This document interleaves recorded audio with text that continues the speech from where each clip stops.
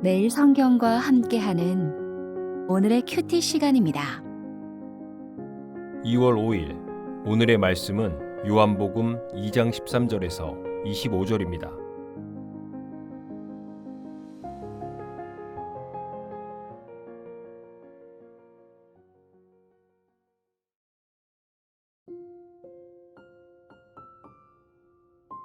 유대인의 유월절이 가까운지라 예수께서 예루살렘으로 올라가셨더니 성전 안에서 소와 양과 비둘기 파는 사람들과 돈 바꾸는 사람들이 앉아 있는 것을 보시고 노끈으로 채찍을 만드사 양이나 소를 다 성전에서 내쫓으시고 돈 바꾸는 사람들의 돈을 쏟으시며 상을 엎으시고 비둘기 파는 사람들에게 이르시되 이것을 여기서 가져가라.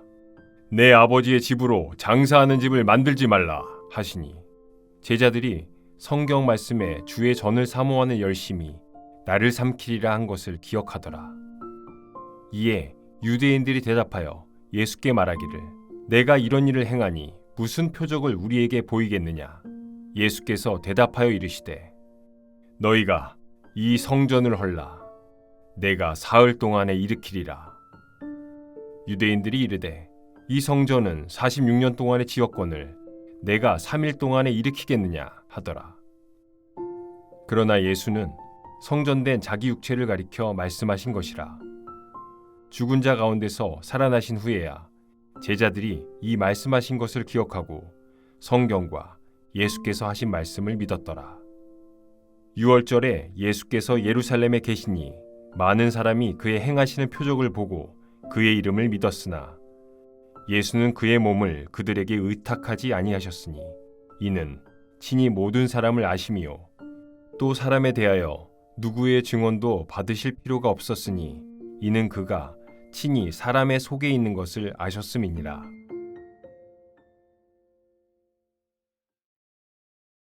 요한복음에서 예수님은 3번의 유월절을 예루살렘에서 보내십니다.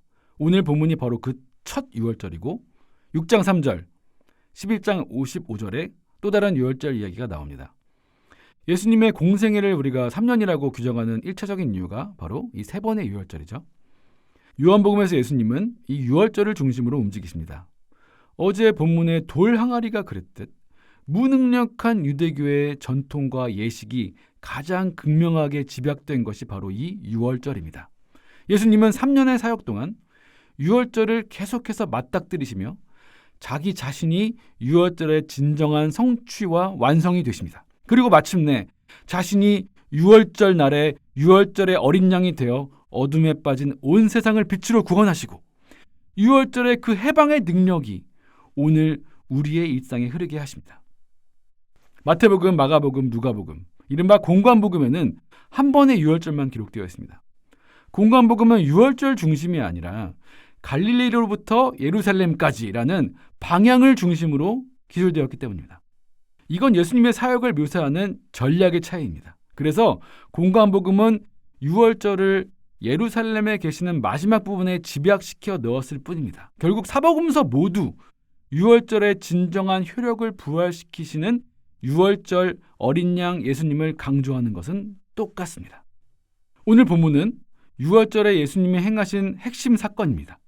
이스라엘은 로마의 식민지였지만 유월절만큼은 성대하게 치렀습니다. 기록에 따르면 로마 시대의 예루살렘의 유월절에서 약 20만 마리의 양이 제물로 바쳐졌다고 합니다. 하지만 이 예식의 화려함과 웅장함과 거대함이 이스라엘 예배의 신앙과 진정성과 연결됩니까? 그렇지 않습니다. 신앙을 종교 시스템으로 만들고 종교 산업으로 만들고 건축과 인테리어 껍데기에 불과한 것으로 만드는 일은 예나 지금이나 동일합니다. 성대한 유월절은 도리어 얼마나 인간들이 신앙과 삶을 적극적으로 분리했는지를 보여주는 표상입니다. 희생과 용서와 사랑과 낮아짐과 같은 자질구레한 신앙의 삶은 복잡한 유월절 예식과 웅대한 성전으로 대체합니다. 그 유월절을 과잉적인 제스처로 준수하는 것으로 일상의 신앙을 스스로 면제합니다. 이러한 타락한 인간의 종교성을 양식으로 삼아 유대교라는 종교와 유대 성전은 무럭무럭 자라났습니다. 그 유월절에, 그 성전에 예수님이 임하십니다. 어둠 속에 빛으로 오십니다. 말씀 잃은 인간에게 그 말씀이 육신이 되어 침투해 들어오십니다. 성전이 마트가 되어 있습니다. 장사꾼들이 성전의 주인공이 되어 있습니다. 왜 이렇게 되었을까요? 의도와 목적은 신앙적이었습니다. 합리적이었습니다. 선했습니다. 흠없는 제물을 드려야 하는데 예루살렘으로 예배드리러 오는 멀고 먼 길에 제물에 흠이 안 생길 리가 없죠. 그래서 흠없는 제물을 성전에서 팔기로 했습니다.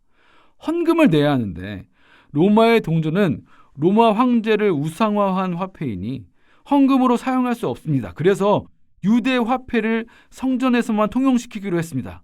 로마 돈을 주면 헌금용 동전으로 바꿔주기로 한 것이죠. 그런데 제물을 팔 때 조금씩 이윤을 남기고 환전을 해줄 때 수수료를 붙이니까 이게 쏠쏠한 겁니다. 이 쏠쏠함이 나쁜 것인가?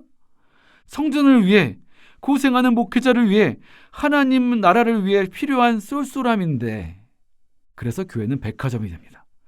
회사가 됩니다. 종교 산업이 됩니다. 선한 의도였죠. 신앙적인 목적이었습니다. 하지만 예수님은 장사꾼들의 갑판대를 뒤집어 엎으십니다.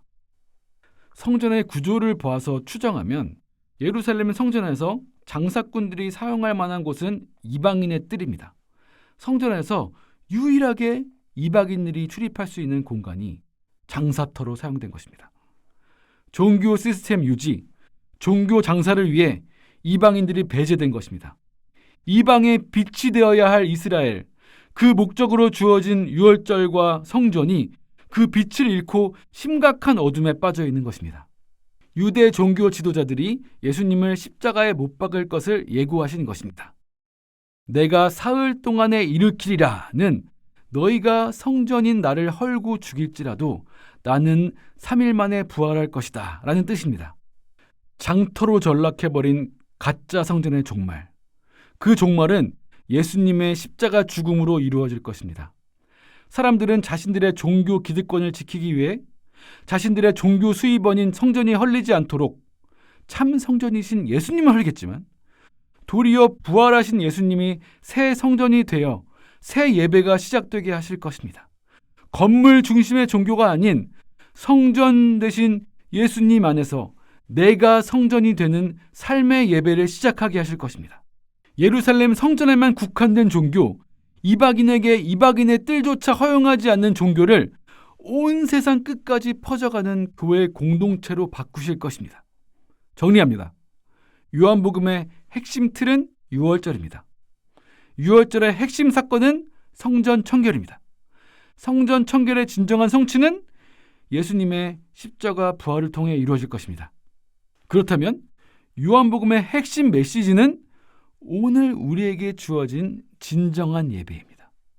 성전으로 헐리시고 다시 성전으로 일어나신 예수님이 우리에게도 성전이 되라고, 교회가 되라고, 교회는 건물이 아니라고, 오늘 하루 너의 삶이 곧 교회라고 말씀하십니다.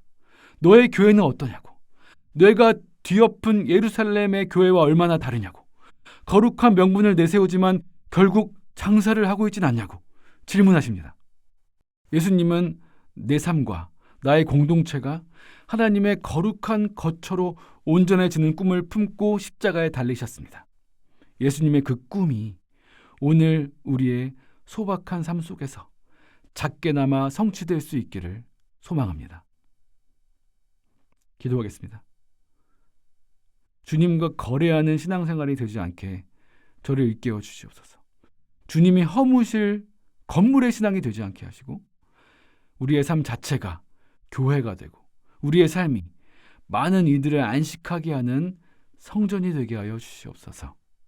예수님의 이름으로 기도합니다. 아멘.